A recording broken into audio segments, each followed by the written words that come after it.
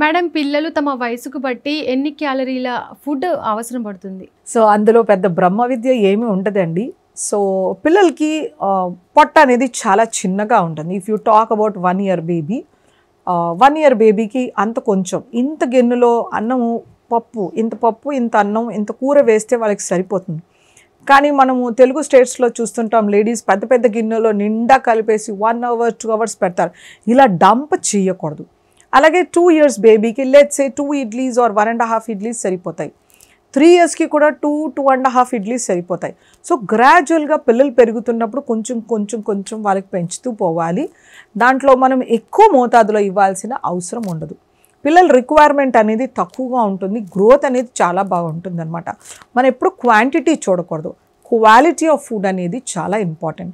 వాళ్ళకి ఆకుకూరలు, కూరగాయలు, పప్పు, పెరుగు, అన్నం కానీ చపాతీలు కానీ వాళ్ళ ఫుడ్ హ్యాబిట్స్ని బట్టి స్టేపుల్ ఫుడ్ గ్రెయిన్స్ని మనం ఇంక్లూడ్ చేయొచ్చు.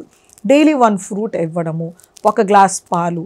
మనం పిల్లల్ని ఎక్కువ క్వాంటిటీలో తినమని ఎప్పుడు ఫోర్స్ చేయకూడదు. మనము క్వాలిటీ ఆఫ్ న్యూట్రియంట్స్ ఉన్నాయో లేవో చూసుకోవాలన్నమాట. మనం క్వాంటిటీ చిన్నప్పటి నుంచి ఎక్కువ ఇచ్చినప్పుడు పిల్లల్లో ఫ్యూచర్లో ఒబిసిటీ, డయాబెటీస్ రావడం అనేది జరుగుతుందన్నమాట.